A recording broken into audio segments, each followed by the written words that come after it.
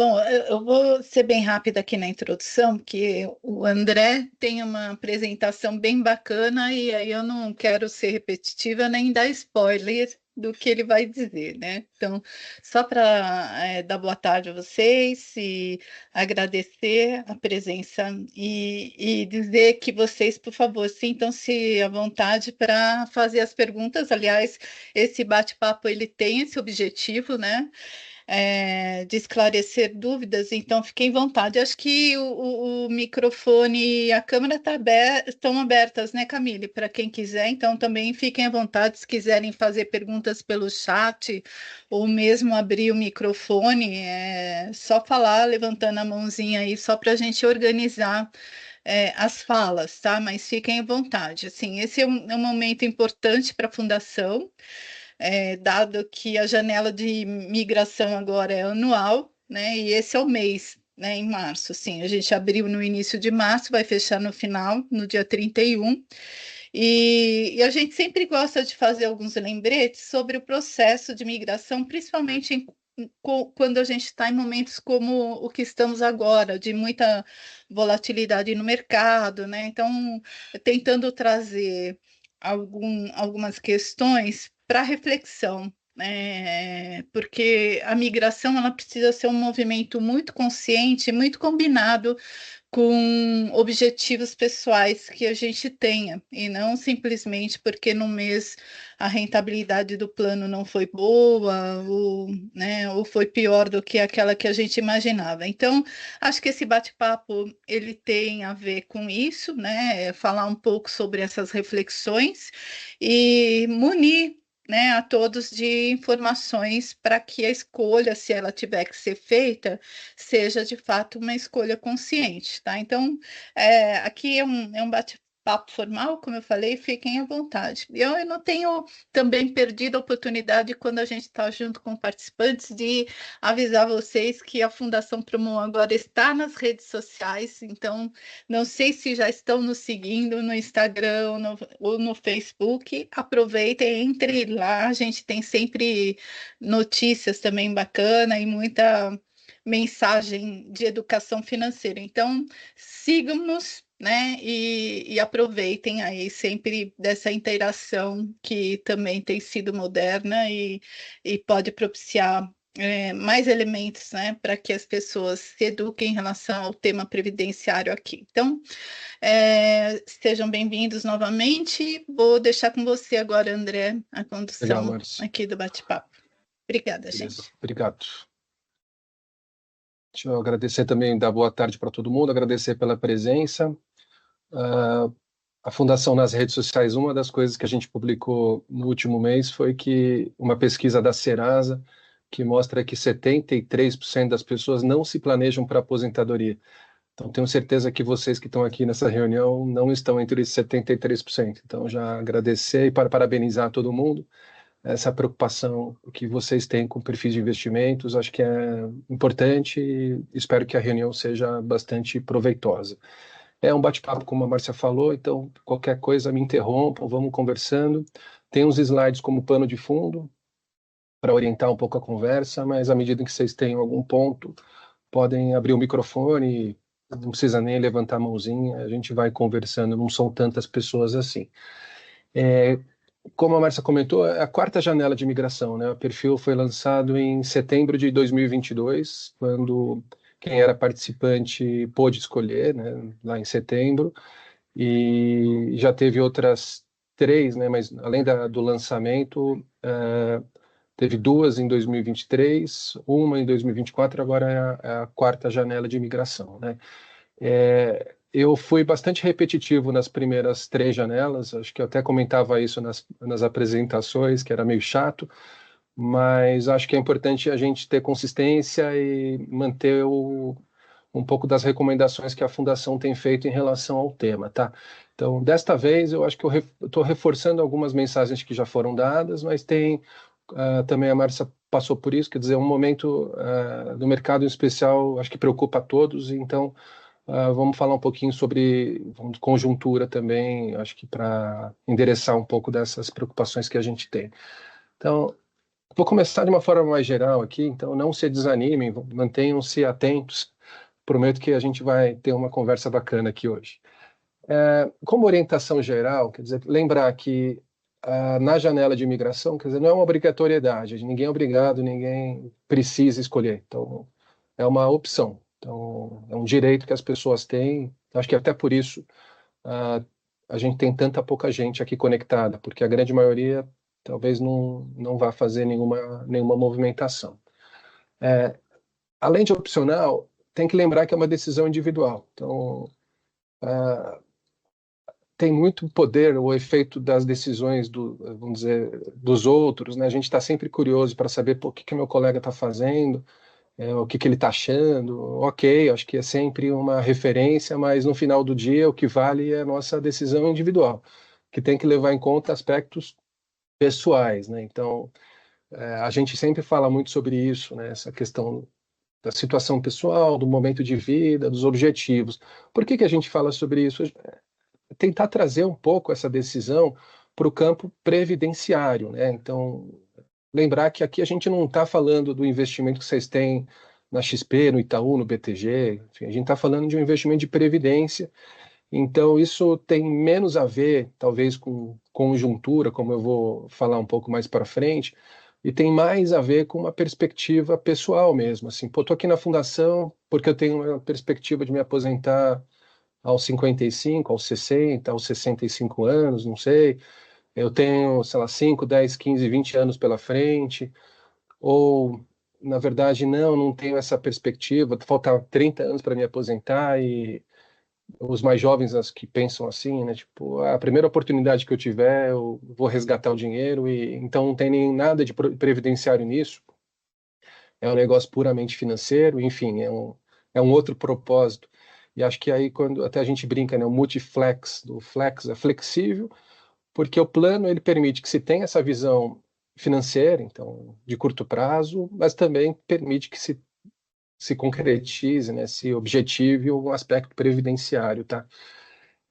O momento de vida também, só para, acho que, pontuar, às vezes, sei lá, casei, ou comprei uma casa, ou perdi minha renda, enfim, cada um tem um momento, cada um sabe onde aperta o seu sapato, então, é, cada um sabe quanto que consegue contribuir para a fundação e qual que é a expectativa com relação ao benefício que vai ter aqui.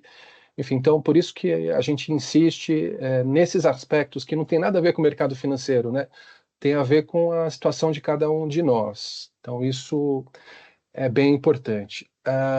E aí já falei, quer dizer, quando a gente resolve lá na pessoa física, pô, vou resgatar meu fundo de ações porque caiu demais, ou então eu não vou ter mais multimercado porque já deu, não aguento mais os retornos ruins. Tem sempre um olhar financeiro, né? E aqui, quando a gente então convida vocês a pensarem no plano multiflex, a gente gostaria ou incentiva que vocês pensem aqui na fundação como com esse propósito de aposentadoria, né? Isso faz toda a diferença, né? Porque à medida em que a gente passa a olhar isso com esse olhar, né, de longo prazo, isso, vamos dizer, tira um pouco dessa tensão que a gente tem, que a gente passa com relação a pô, o que vai acontecer nos próximos, sei lá, 1, 2 anos, né? A gente vai ter o problema de inflação, a gente vai ter um governo fiscalmente mais, vamos dizer, mais preocupado. Enfim, são uma série de questões que aparecem, que são pertinentes, né? E que eventualmente a gente tem nossas perspectivas, nossa, vamos dizer, a nossa visão pessoal, nossa expectativa, mas que se a gente for ser bem purista aqui, para fins de aposentadoria, eventualmente não faz tanta diferença assim, porque a gente está mirando um período um pouco mais longo, né? E aí, para fechar essas orientações gerais aqui, já começar a falar de outras coisas, lembrar que tem o questionário do perfil do investidor. Esse questionário ele é muito importante, primeiro, porque ele ajuda a reforçar essas questões que a gente está incentivando, né?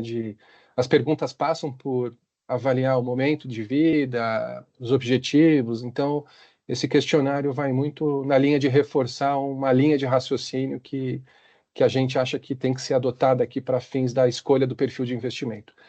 E não só isso, não só o questionário ajuda na reflexão, mas ele também é obrigatório. E aí eu falo isso, até dou uma risadinha aqui, porque as pessoas sempre esquecem do questionário, tá? Então, eu peço para que vocês, não, se vocês forem mudar de perfil, que não esqueçam de preencher o questionário, porque em não preenchendo, a gente não vai poder acatar a decisão de migração de perfil. Então, o que a gente costuma fazer é, ao longo do mês de março, avisar: olha, eu vi que você escolheu um novo perfil, mas você acabou esquecendo de preencher o questionário. Então a gente presta esse serviço também de, vamos dizer, de apoio, né, a todos os participantes. E está aqui o link para o questionário. É, mais fácil talvez seja entrar no site da fundação e navegar lá, o questionário está disponível no nosso site, tá? Aí, vamos falar de contexto, porque das outras três janelas de imigração, eu falei bem pouco sobre conjuntura e na linha de dizer, olha, a conjuntura não é tão importante assim para fins da escolha do perfil, tá? Agora, o primeiro ponto, que acho que é buscando algum consenso aqui, a gente está vivendo tempos de elevada incerteza, né? Do ponto de vista, eu coloquei aqui político, econômico, mas podia colocar social também, geopolítico, enfim, tem incertezas em várias frentes, né? E não só no Brasil, como a gente já está meio acostumado aqui, mas também no mundo, né? Então, a partir da eleição do Trump, é, as coisas têm se desenrolar de uma forma bastante errática até. Ora, o mercado, por exemplo, à medida da eleição do Trump, tem o tal do kit Trump. Vamos comprar a bolsa americana, vamos comprar dólar e vamos ficar tomado no juro americano, que é um pacote assim de que os Estados Unidos vão crescer muito. Depois de, sei lá, nem 2 meses da eleição ou da posse do Trump, que foi em meados de janeiro, o mercado já está com uma opinião diferente. Então, talvez a bolsa começou a cair bastante lá fora. Então, todo um questionamento sobre recessão até nos Estados Unidos. Então, essas medidas que o Trump tem adotado, é, erráticas, atabalhoadas, tal, causam incerteza, né, dos agentes econômicos. As empresas não sabem exatamente o que vem pela frente, então, eventualmente, elas param de investir. Isso cria um ambiente difícil para a economia real e, por tabela, para o mercado financeiro também, mas isso agora, né? Há 2 meses já não era assim. Então, o mercado ele muda bastante e a partir daí a gente tem essa volatilidade que a gente tem visto, né? Agora, o que eu queria lembrar, e aí é interessante pensar nisso, sem querer minimizar nenhuma das crises, mas só dizendo que não é uma, são várias, né? Estou trazendo aqui uma linha, vamos dizer, uma linha temporal das crises maiores. Eu não peguei todas, né? Eu só fui pegando de cabeça aqui o que aconteceu do ano 2000 para cá. Então, os mais antigos vão lembrar, os mais novos talvez ouviram falar. Alguns sentiram na pele, né, os efeitos dessas crises, outros não estavam atentos. Então, 2001, estouro da bolha, né, uma chacoalhada, quer dizer, nesse segmento de tecnologia lá em 2001, as bolsas despencaram. Depois a crise de 2008 lá com a quebra da Lehman Brothers, que acho que é o grande evento emblemático daquela época, que foi um negócio muito grave, né, muito significativo para o mercado financeiro. Alguns riscos que até então a gente nem imaginava que poderiam acontecer, aconteceram. Então, por exemplo, um banco do tamanho da Lehman Brothers quebrar, o Citibank, o Citigroup também quebrou, mas foi socorrido, a AIG, assim por diante, né? O mercado começou a colocar o dólar em questionamento. Será que o dólar é mesmo essa moeda forte, né? Lá em 2008 eu lembro desse tipo de discussão e falo, meu Deus, eu não imaginava que fosse escutar isso e de repente os riscos, né? Riscos, eles vão se tangibilizando, vão se concretizando, né? Depois, aí uma questão brasileira, né? 2015 e 2016, vocês vão lembrar, né? A gente passou por 2 anos de recessão, acho que talvez nunca vista na história do Brasil, né? Com quedas sequenciais do PIB do Brasil. E foi uma coisa extremamente severa e acabou culminando com o impeachment da presidente Dilma. E não bastasse isso, depois a gente passa por pandemia em 2020, o negócio também, do ponto de vista humano, né? Muito triste e também com uma série de desdobramentos. Talvez em 2020, a gente talvez não conseguisse avaliar exatamente do que se tratava, né? O ano de 2020, quando a gente olha do ponto de vista do mercado financeiro, não foi tão ruim assim. O fato é que aí eu coloco como último bullet, né, de 2021 reticências, porque essas reticências elas continuam causando, quer dizer, essas consequências da pandemia, elas continuam até hoje, né? Todo um desarranjo, né, vamos dizer, das cadeias produtivas, teve efeitos que causaram muita inflação no mundo. Em 2021, o Brasil teve uma inflação, depois de muito tempo com a inflação controlada, a gente chegou a ter uma inflação acima de 10%. Eu estava vendo hoje, para poder falar aqui para vocês, a inflação dos Estados Unidos foi 9% em 2022. Enfim, isso tudo tem a ver com essas consequências da pandemia, né? Todo um desarranjo das cadeias, das economias. E, e eu não coloquei coisas mais recentes, talvez pudesse ter colocado aqui a guerra da Ucrânia com a Rússia, que também tem seus, vamos dizer, suas consequências, né, para fins dos mercados financeiros e tal, mas o que eu queria chamar a atenção é que a gente passou por todas essas crises e, e aí uma coisa que a gente sente aqui na pele, tá? Acho que talvez vocês vão concordar. As pessoas estavam muito menos atentas. Então, acho que a gente foi ganhando massa crítica, ou, vamos dizer, a gente passou a ter mais atenção ao mercado financeiro de uns anos para cá. Então, isso tudo a gente percebe aqui na Fundação. Então, lá em 2015, a gente sequer tinha um informativo mensal de investimentos, né? As pessoas também não tinham tanta preocupação, não estavam tão ligadas assim, não só aqui na Promon, na Fundação, mas acho que de uma forma como sociedade brasileira, né? A gente fala de questões, vamos dizer, políticas na época lá que foram decisões econômicas que foram tomadas que contaram com uma certa complacência da sociedade brasileira, né? E hoje em dia já não mais assim, a sociedade. Aí é uma brincadeira que é muito séria, quer dizer, eu não sei mais o nome dos jogadores da seleção brasileira de futebol, mas eu sei o nome dos ministros do STF. Então, assim, lá em 2015 eu não sabia quem eram os ministros do STF. Acho que em 2018, 2019, que é a primeira vez que eu até fui ver uma palestra do ministro Barroso. Mas, enfim, isso foi ocupando um espaço maior nas nossas vidas, né? Então, toda a questão político-econômica ela passou a ter um lugar muito mais central, né? Tem um lado extremamente positivo, que eu acho que é, vamos dizer, o florescimento do mercado financeiro no Brasil, e aí tem a XP, ela é meio que prova disso, né? A XP apareceu e uma plataforma que democratizou o acesso a investimentos, então as pessoas passaram a poder fazer suas escolhas, etc e tal, né?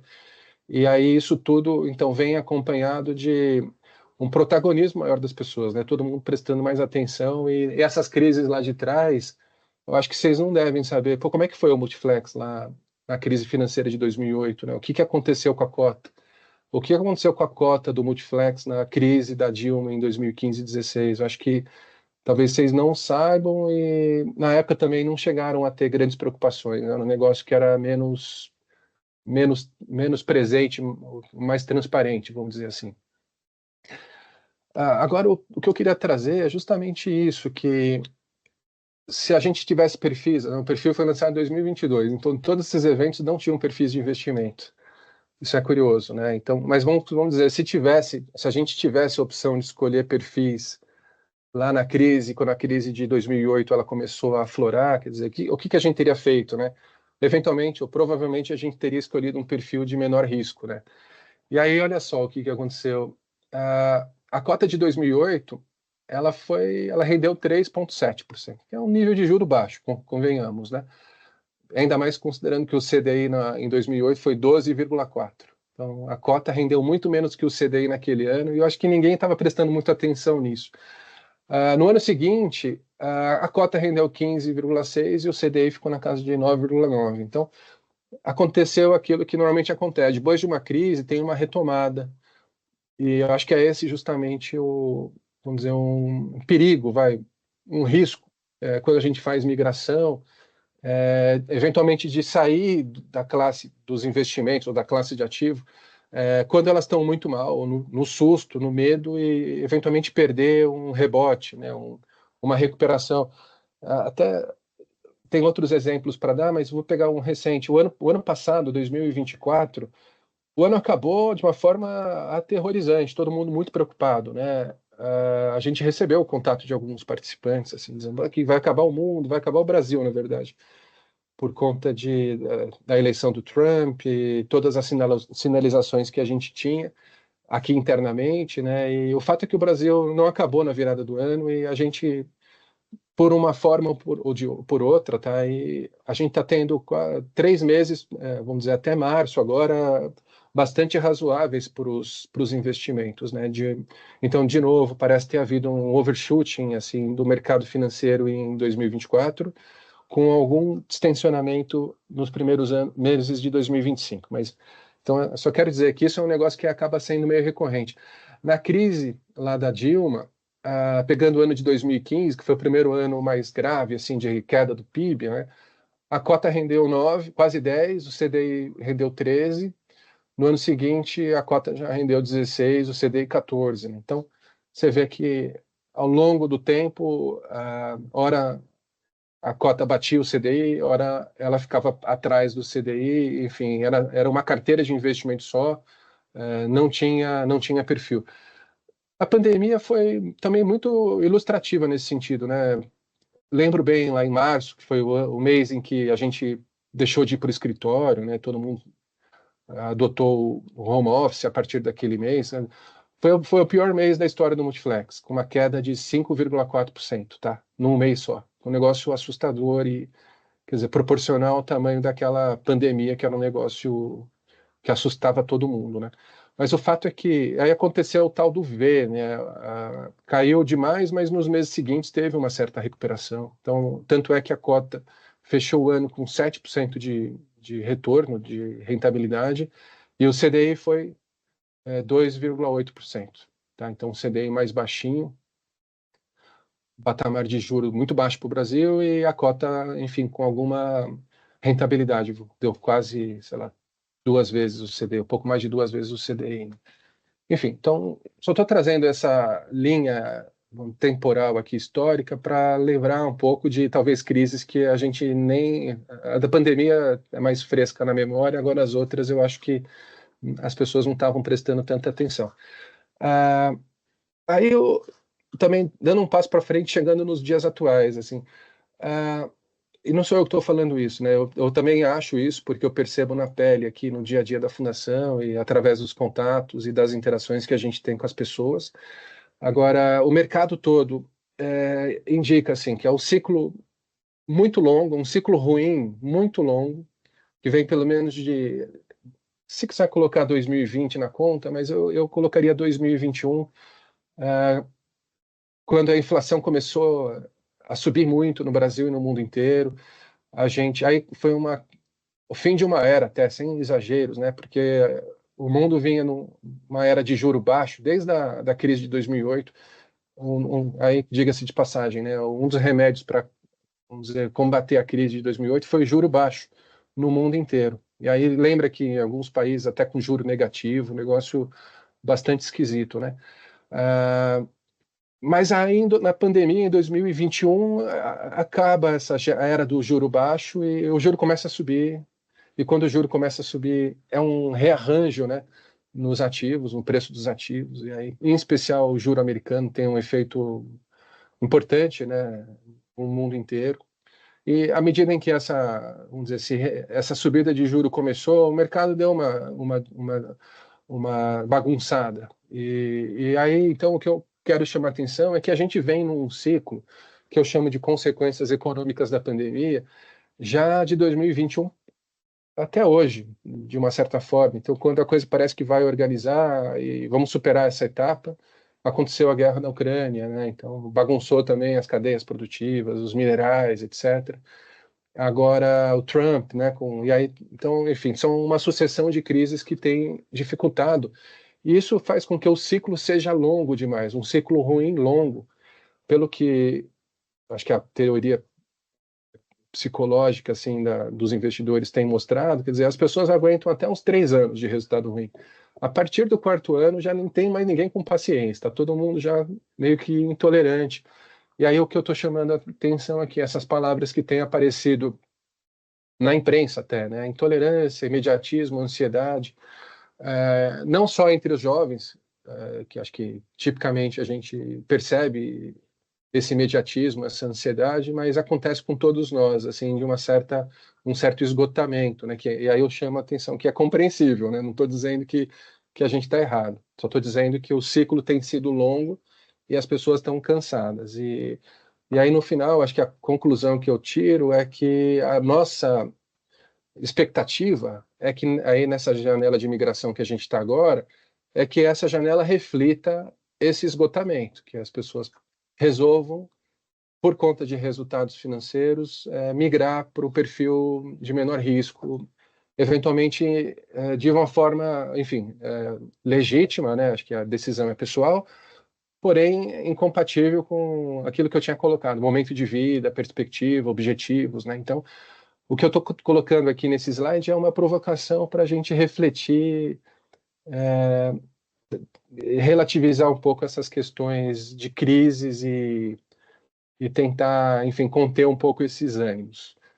Aí, estou colocando aqui um link para também, a Márcia falou das redes sociais, eu quero lembrar do site da Fundação, né? O site, todo mês a gente publica lá o informativo, a gente mede o nível de acessos e é um nível relativamente baixo, então convido que as pessoas incentivo, né, que acessem, que acompanhem, porque a gente dá um nível de informação, de disclosure bom, para deixar todo mundo informado sobre como é que as coisas estão indo. Então, se vocês não entenderam bem os perfis ou querem entender mais, acho que uma fonte de informação é o informativo mensal, tá?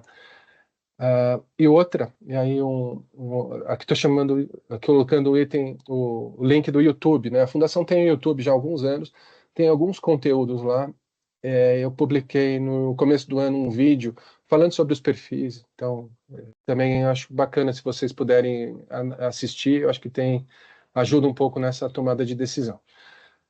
Ok, beleza. Então, feitos os preâmbulos aí, essas orientações gerais ali que eu já fiz, vamos entrar aqui nos perfis, e aqui é mais para quem não está tão familiarizado, e lembrar que são três perfis, né? A gente chamou de MF1, MF2, MF3. O MF2, todos eles nasceram no mesmo dia, só que o MF2, ele é o novo nome da carteira que já vinha antes, né? O Multiflex nasceu em 2005, até 2022 ele veio sem perfil, em 2022 aquele investimento, vamos dizer, aquela política de investimentos, aquela estratégia se tornou o perfil MF2, tá? Que é o principal perfil e é o perfil default da fundação. A fundação lançou o MF1 e o MF3, tá? E aí daqui a pouco eu vou detalhar um pouquinho sobre cada um deles, tá? Opa. Aqui, então já procurando também não ser tão exaustivo aqui para não cansar vocês, mas o fato é que eu percebo no dia a dia as pessoas às vezes não entenderam bem os perfis, tá? Márcia, o Júlio Levi colocou pergunta, se você puder depois ler, ou não sei se poderiam aqui no chat os links do André. Tá. No final da apresentação a gente coloca, Júlio. Tá bom? Que acho que é mais fácil, mas obrigado pelo comentário aí. Então, aqui, tentando não ser exaustivo, mas também é importante que as pessoas entendam, né? Porque a gente percebe que tem muita gente que ainda não entendeu. Então, o MF2 é a continuação do que vinha sendo feito. E aí, quando a gente pensa em principal característica, é diversificação, tá? Não tem muito segredo aqui. Então, o MF2 é uma carteira, daqui a pouco a gente detalha um pouco mais, que tem um pouquinho de renda variável, tem um pouquinho de imóveis, tem um pouquinho de multimercado, tem, enfim, um pouquinho de crédito, um pouquinho de exterior. É uma carteira que está equilibrada, as coisas são meio que dosadas, né? A gente não. Por trás dessas doses, dessas alocações, tem um nível de risco que a gente quer correr. E aí, para deixar claro também que acho que é um risco que às vezes as pessoas pensam, é risco de perder patrimônio, risco de perda permanente de capital, né? Aqui na Fundação esse risco é muito baixo, porque, primeiro, a gente não faz apostas, assim, o dinheiro não está Quer dizer, não é um cassino isso daqui, quer dizer, tem uma alocação, tem uma lógica, tem uma estrutura, uma governança, né? E de tal forma a fazer essa, vamos dizer, equacionamento dos riscos que a gente corre. Então, lembrar só para também, o MF2 tem hoje 7% em renda variável, tá? 7%, só para pontuar isso.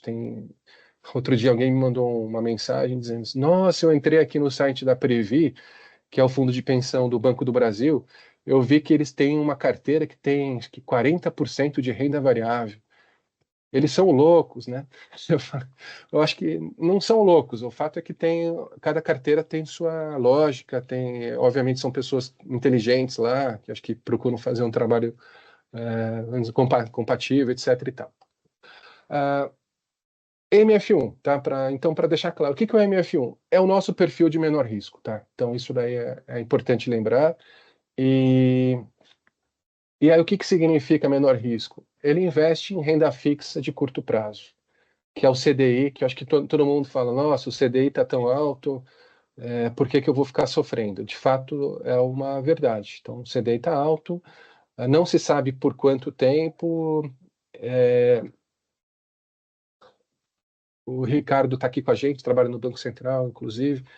Tem toda uma discussão sobre essa semana, né, Ricardo? Tem uma reunião do Copom, que é do Banco Central, para decisão do novo patamar de juros. Então, se espera que o Banco Central eleve mais uma vez a taxa em mais 1%.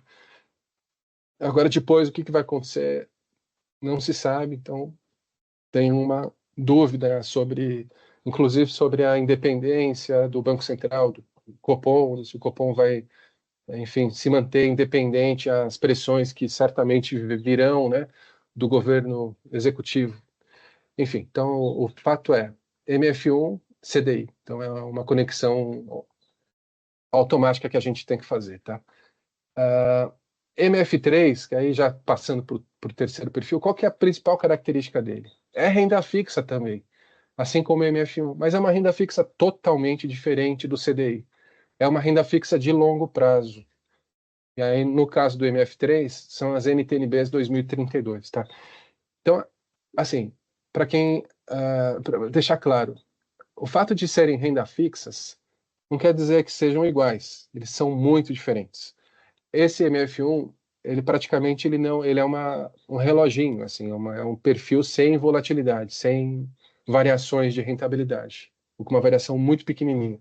O MF3, por ser uma renda fixa de longo prazo, ela chacoalha muito, então tem muita volatilidade, tá? Então,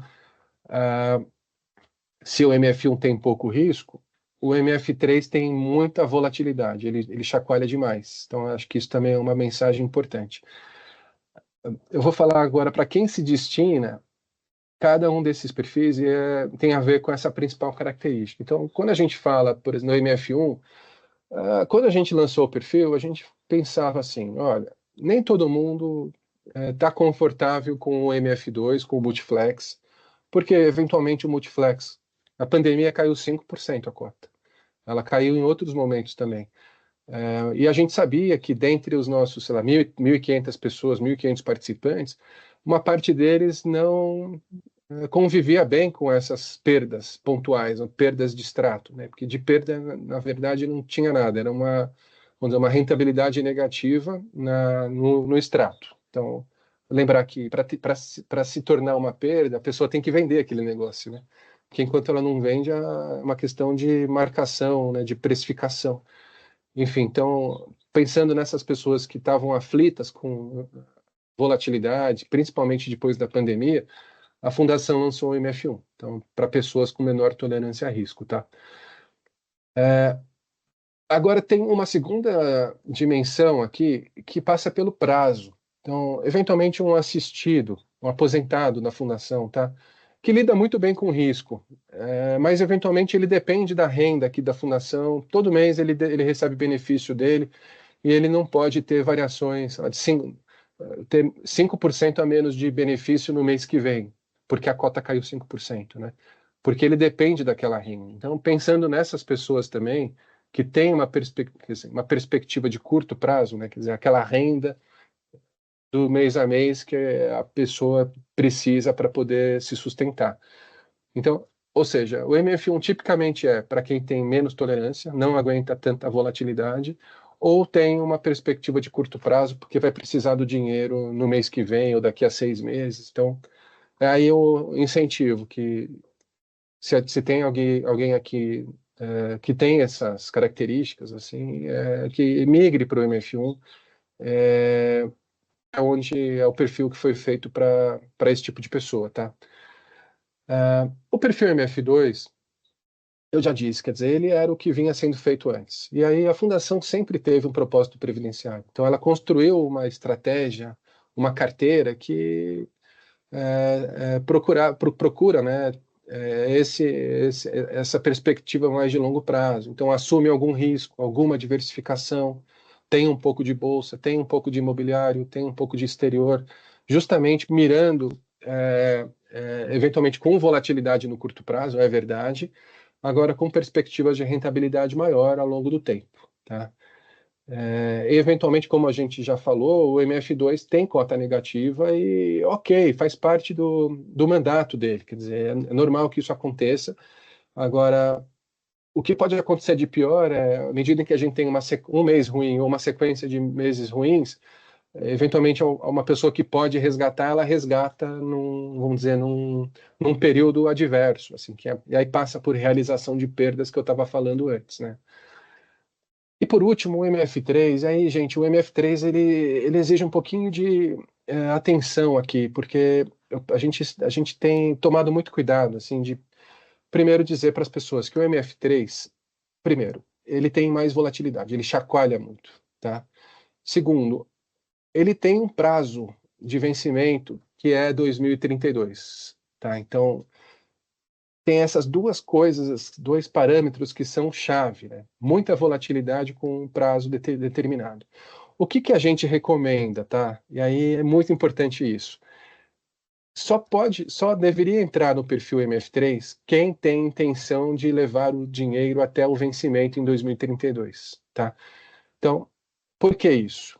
Porque como tem volatilidade demais, esse perfil cai, como tem sido nos últimos meses, assim. Então, e aí não vou entrar em detalhes, mas quanto mais o juro sobe, mais a cota desse perfil cai. E o que tem acontecido no Brasil nos últimos, sei lá, 2 anos, pelo menos, é o juro subir muito. Então, quanto mais o juro cai, mais o perfil perde. E aí, para quem vai levar o dinheiro até vencimento, tanto faz essa marcação na curva, porque isso é um efeito transitório. Então, para tentar ser claro aqui, né? Quando a gente compra um título de renda fixa,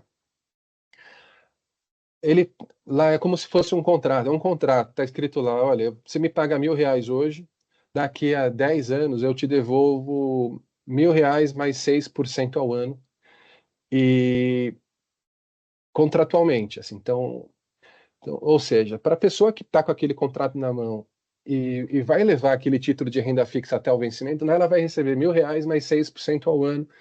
É óbvio que tem risco de crédito, pode ser que a tua contraparte não te pague. Esse é o principal risco. Aqui nós estamos falando do governo, né, de um título federal, tá? Então, convenhamos, né, no Brasil é o melhor risco que se pode ter do ponto de vista de crédito, porque no limite o governo emite moeda e paga os credores dessa dívida, tá? O governo vai emitir moeda e vai causar o quê? Vai causar inflação pra caramba. Isso é verdade. Agora, a vantagem desse papel é que ele paga R$ 1.000 mais 6% mais inflação. Então, está garantido que até 2032, vamos dizer, o Tesouro Nacional aqui, ele vai pagar 6% mais inflação, tá certo? Então, mesmo que a inflação seja alta, vamos dizer, o credor, o cotista desse perfil está garantido do ponto de vista do retorno real, né? Quanto que ele vai colocar no bolso. Isso é muito importante. Então, eu vou reforçar aqui, porque eu sei que tem gente que entra no MF3 e não entendeu. É importante que, para quem entrar no MF3, se disponha a levar o vencimento até o vencimento. E não sair ao longo do caminho, principalmente em momentos como o atual, em que a cota despencou porque os juros subiram demais. Tá certo? Então, essa é a principal mensagem. E aí, por último, vamos lá para os objetivos, né? O MF1, ele vai render o CDI, tá? Ele tem 90 e tantos por cento da carteira em CDI, 90%. E por que a gente fala que vai render ligeiramente acima da inflação no longo prazo, né? Porque não tem nenhum país no mundo que possa se sustentar ou minimamente ou se manter minimamente viável com um juro do tamanho que está aqui no Brasil. Então, o que é esperado que aconteça ao longo do tempo? Que o CDI caia e que ele represente uma remuneração, vamos dizer, adequada em relação à inflação. Tá? Então, se a inflação paga 4%, que o CDI seja 6%, que pague inflação mais 2%, que seria o razoável num país, vamos dizer, com algum nível de normalidade. Né? Então, por isso que a gente fala que, então, vamos dizer, no curto prazo, o MF1 ele vai estar muito aderente ao CDI, ao longo do tempo a gente espera que ele seja inflação mais alguma coisinha, que seria o razoável, com um nível de volatilidade baixa, tá? O MF2, também do ponto de vista histórico, a gente fala que ele vai dar inflação mais 4,5%, em condições normais. Hoje, como os preços estão muito deprimidos, está tudo muito, entre aspas, assim, barato, com os preços muito baixos, eventualmente a bolsa vai fazendo. Tem ações que vão dar inflação mais 10, inflação mais 15. Tem fundos imobiliários que também vão pagar nesse nível, inflação mais 10. Enfim, estou querendo dizer que dentro da carteira do MF2, em momentos como o atual, tem um nível de prêmio, né, de remuneração embutida, que em tese, né, ao longo do tempo, vai reverter em rentabilidades muito acima de inflação mais 4,5%. Né? Então, para que isso aconteça, obviamente as coisas têm que se desenrolar. Então, o Brasil nunca vai ser, o que a gente fala, nunca vai ser uma Suíça, mas também a gente espera que não seja uma Venezuela. Então, é um pouco do Brasil, da história do Brasil. Então, as coisas se desenrolando de uma forma relativamente ou razoavelmente normal, esse valor dos investimentos do MF2 vai se destravando, né? Não sei se vai ser em 2025, não sei se vai ser em 26, não sei se vai ser em 27. Em algum momento é normal, é esperado que isso aconteça, tá? Então, e por último, o MF3. E aí, de novo, ele tem uma especificidade, né? Ele é um perfil que tem praticamente um ativo só, que são as NTNBs 2032.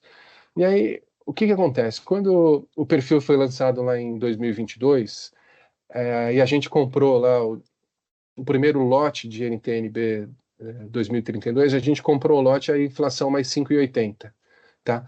Lá na época, todo mundo achava que era uma baita de uma taxa. É uma baita oportunidade. Inflação mais 5,80, não é todo dia que aparece no Brasil, e tanto é assim que o perfil acho que deve ter uns 100 milhões de reais, hoje tem um pouco mais do que isso, de pessoas que tiveram esse entendimento, de que aquele IPCA mais 5,80 era uma baita de uma oportunidade. O fato é que de 2022 para cá, a taxa subiu. Hoje a taxa está em IPCA mais 7,80. Então, se lá na época, em 2022, era uma baita de uma oportunidade, agora em 2025 é melhor ainda. Então, mas aí o que é esse número, para vocês entenderem? É aquele contrato que eu falei. Então, quando você compra o título, o credor te fala, desculpa, o devedor te fala, vou te pagar a inflação mais 7,80, tá? Então, isso vem sendo lá em fevereiro de 2032. Então, para quem tiver disposto, tiver capacidade financeira, né, de levar o dinheiro ao vencimento, esse perfil ele tem uma taxa, vamos dizer, eu vou colocar o garantido entre aspas aqui, na casa de 7,80, porque tem outras coisas dentro da carteira do perfil que não são só NTNB, tem, por exemplo, fundos de participação que vão acabar distorcendo um pouquinho essa taxa, tá? Então, mas como grosso modo, a gente pode usar essas referências de rentabilidade ao longo até 2032, tá? Márcio, eu estou falando bastante aqui, não sei se alguém tem algum comentário, se está claro, se tem alguma dúvida. Está no mudo, né? Claro, eu acho Tá. que tá, mas a gente de repente pode dar uma pausinha para ver se alguém quer fazer Tá. algum comentário, alguma questão, né? Tá. Tem mais alguns slides também aqui, mas Não, se ninguém tiver na simplesmente pausinha, você pode seguir. Eu já coloquei no chat os tá links legal. que foram solicitados, tá? Então fica à Maravilha. disposição de todo mundo aí também. Então vamos seguindo, André. Aí no Tá legal. final a Então, acho que gente abre tem mais, novamente. mais coisas interessantes aqui para as pessoas entenderem bem os perfis, né? Então, aqui os três perfis, né? Um, dois e três, tal. Aqui, ó, tem um pouquinho do cardápio, né? Então, por exemplo, CDI, que eu falei que o MF1, ele basicamente tem o CDI, então quase 90% da carteira dele é CDI. Ele tem um pouquinho de títulos em inflação, 5%. Ele tem um pouco de crédito privado e tem fundos de participação. Então, o que é isso daqui? É um pouco da política de investimentos do plano. Qual é a política? Ter uma concentração preponderante em CDI, alguma posição em inflação e crédito privado e fundos de participação. E aí vou chamar atenção aqui. Participações, ó, 5% no perfil MF1, 5% no perfil MF2 e 5% no perfil. Os três perfis têm fundos de participação, tá? Então é a única, vamos dizer, é uma semelhança entre os três perfis. Eles têm a mesma carteira de fundos de participação. Agora, primeiro ponto. Quando a gente compara a carteira de hoje com a carteira lá do início do perfil, o que tem de diferença, né? Então, hoje, o MF1 tem um pouco mais de inflação, porque as taxas subiram demais. Então, assim, é uma oportunidade de comprar inflação mais 8. Então, de uma forma comedida, porque o perfil MF1 não permite tanto risco. Por isso que a gente tem só 5% de inflação. Então, é praticamente 2,5% acima do que tinha lá no início do perfil, tá? E aí, da onde veio esse dinheiro, né? Ele saiu do crédito privado. Então, a gente tem menos crédito privado do que a gente tinha. E aí tem também uma visão em relação aos prêmios do crédito privado, né? É, acho que não sei, quem é investidor na pessoa física deve ter título de crédito na carteira. Ou título de crédito ou fundo de crédito. Porque as pessoas físicas compraram muito isso. E quando tem muita demanda por crédito, o que acontece? Os preços sobem, né? Fica tudo caro. Então é um pouco isso que aconteceu aqui, né? O crédito privado ficou caro, a gente saiu ou realizou uma parte dos nossos ganhos nessa classe. Então, mas o que eu queria até chamar a atenção, assim, para não entrar no detalhe do detalhe, é que é uma carteira relativamente estável, né? Tá vendo? Tem as barrinhas são um pouquinho para lá, um pouquinho para cá, então não tem grandes coisas, né? O MF3, vou pular o 2 por enquanto, é a mesma coisa. Tá vendo que a carteira hoje ela é preponderantemente inflação, é NTN-B 2032. É para isso que o perfil foi criado e não vai ter, a gente não vai fazer nenhuma mudança em relação ao mandato, né, o que está contratado.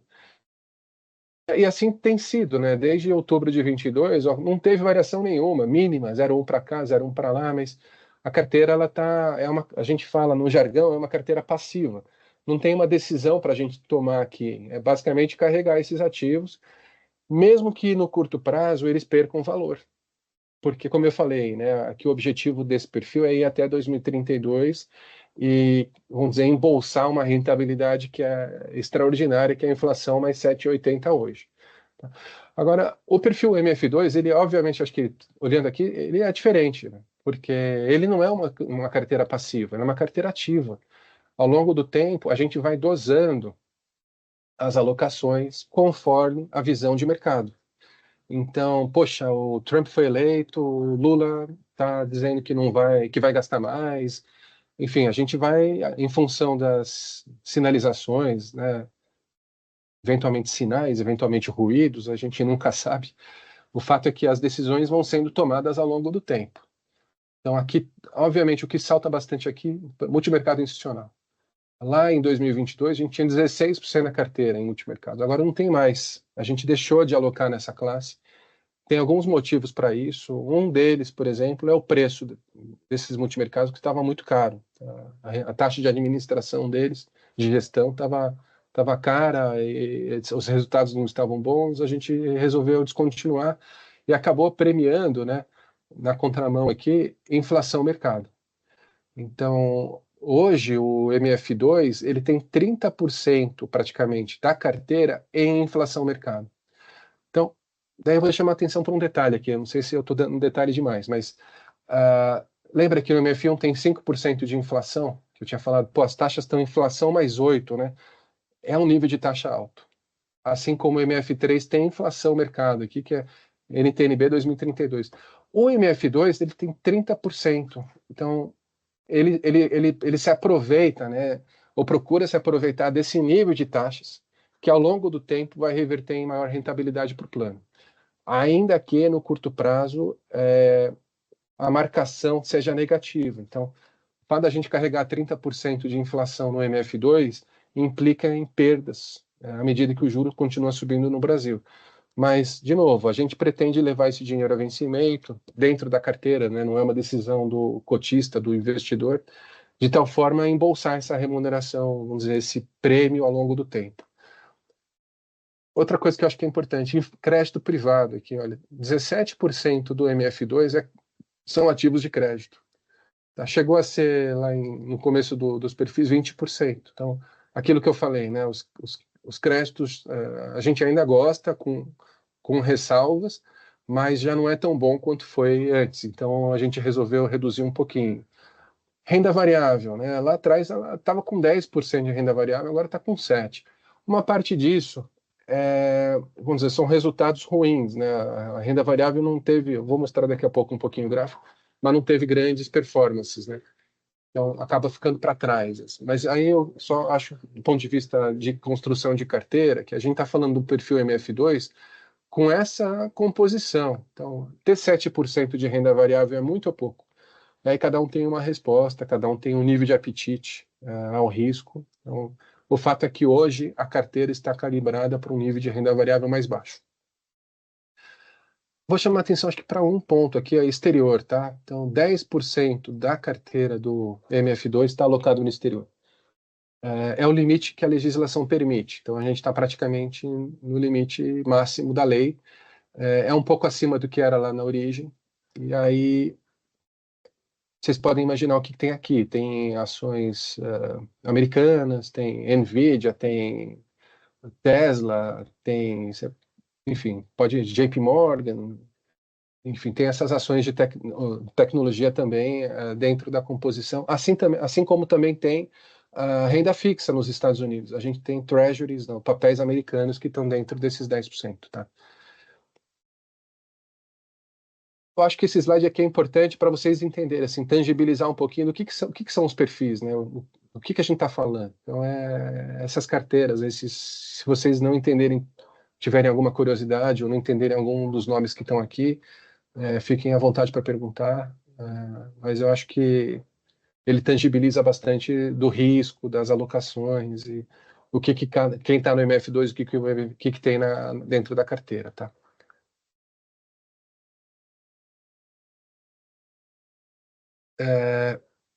Márcio, eu vou falar rapidinho aqui também, não sei, acho que se tem alguma pergunta, mas eu acho que só para ilustrar aqui um pouco do comportamento do mercado, né? Desde o início dos perfis lá em 2022, tá? Tem um monte de linha aqui, mas o que deu certo de 2022 para cá, o que foi bem, né?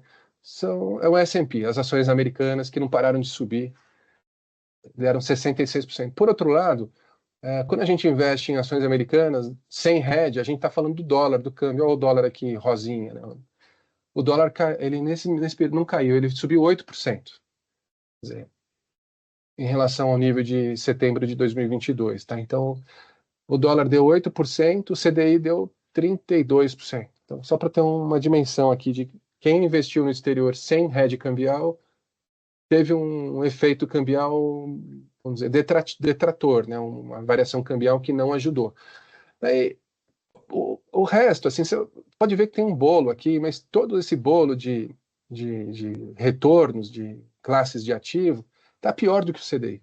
Então, o CDI 32, os multimercados com 20, o IMAB, que é a renda fixa, com 15, a inflação 13, e aí acho que diga-se de passagem, né, a inflação está sob controle no Brasil, so far, né?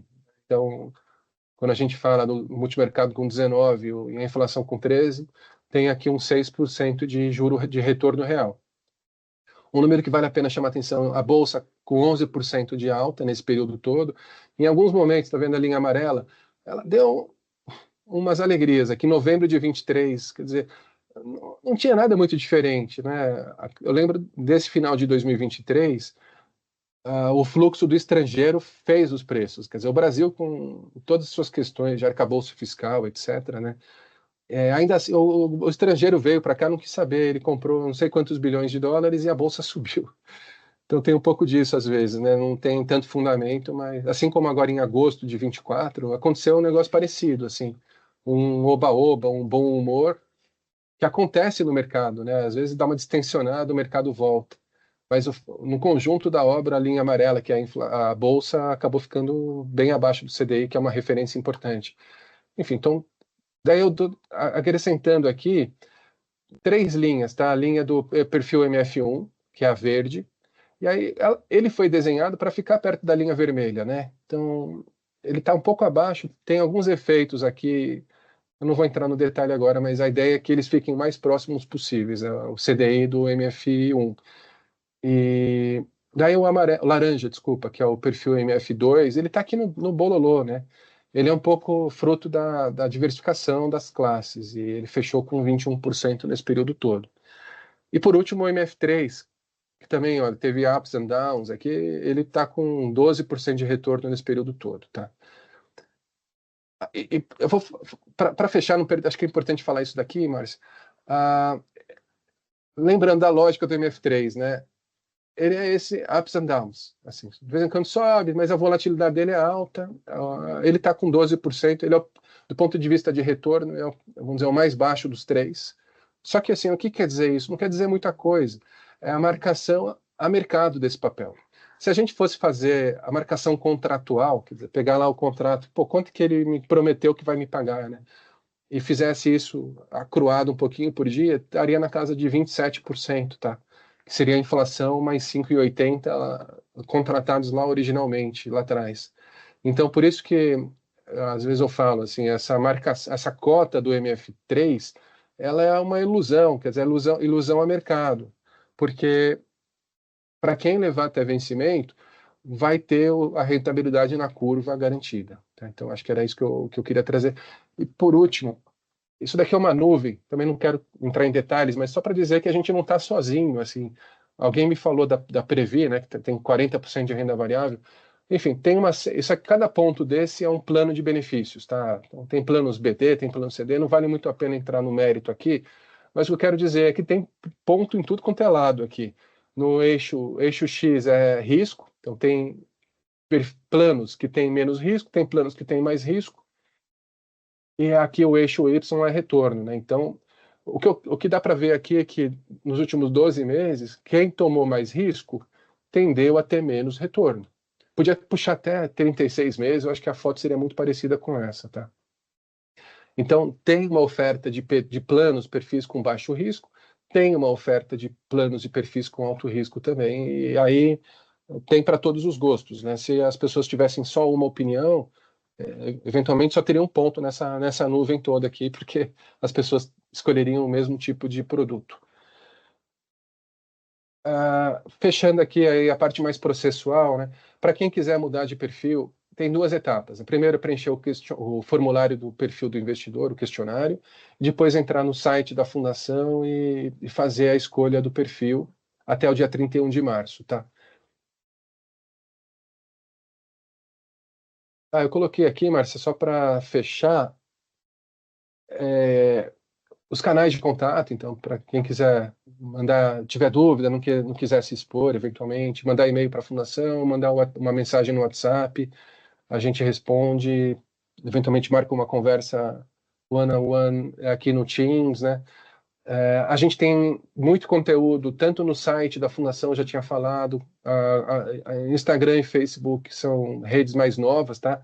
Tem menos coisa lá, mas sigam-nos, dão uma joinha lá nos nossos posts e tal.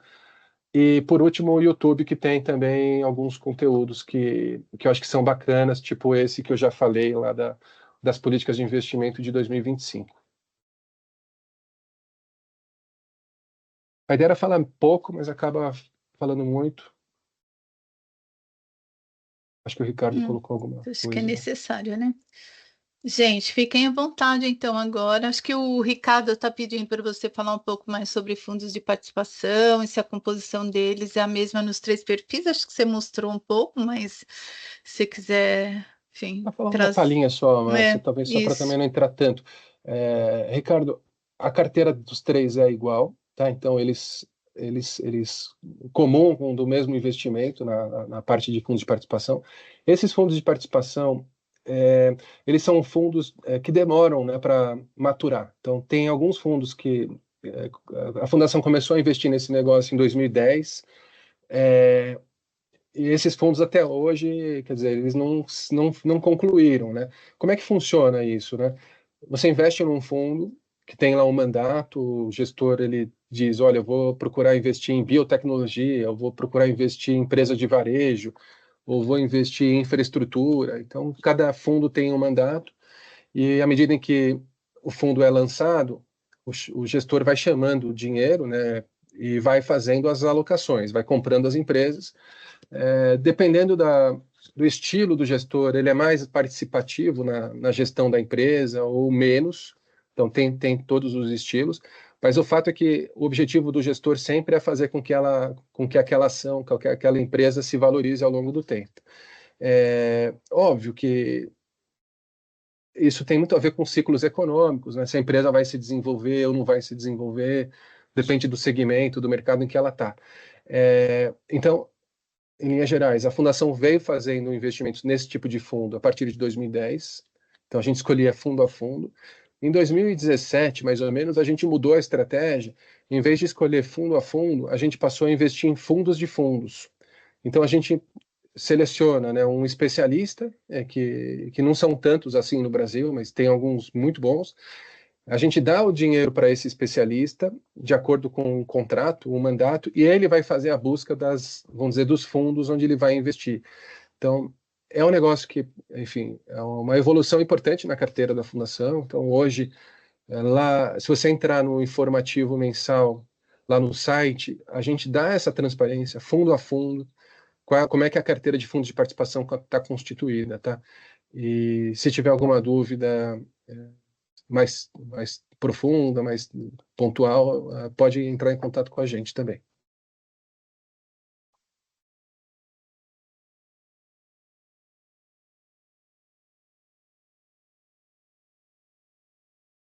E aí, pessoal, mais alguma dúvida, algum comentário?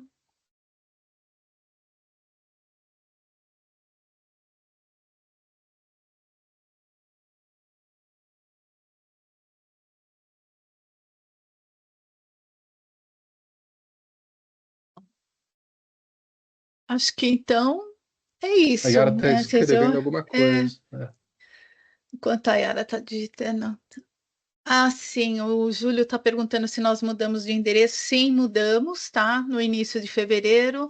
A gente está na Juscelino Kubitschek, no número 1726. É um edifício que se chama Espásio JK.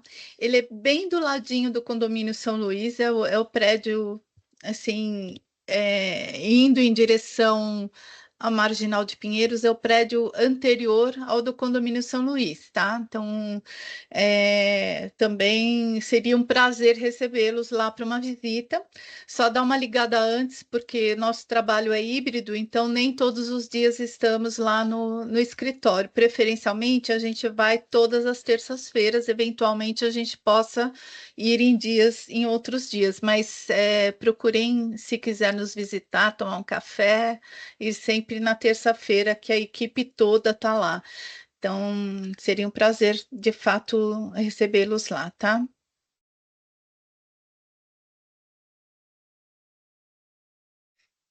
A Yara já colocou, ela estava digitando, mas acho que Não, eu só continua estava digitando. fazendo uma mensagem aqui final de agradecimento, mas Ah, tá bom, então tá bom. É é que não isso. apareceu a mensagem ainda, a gente Não, estava é isso. tentando ver se era alguma dúvida que você tinha ainda ou Não, não. não, Não, não, a gente já mas está caminhando aí para o final, então estava agradecendo aqui. ótimo, então tá bom. Então, gente, olha, de novo, assim, reforçando o que o André já falou, se eventualmente surgir alguma dúvida daqui a pouco, ou quiserem alguma coisa mais pessoal e mais consultiva, a equipe da Fundação está à disposição, só dá uma ligada, a gente agenda um horário pelo Teams ou por qualquer outro canal que prefiram, e a gente conversa especificamente sobre o caso de cada um de vocês, tá bem? Por hora, então, agradeço a participação e a atenção aqui. Muito obrigada. E boa semana para todos. Obrigado, Márcia. Boa semana para todos. Obrigado. Tchau, obrigado a todos. Tchau, tchau.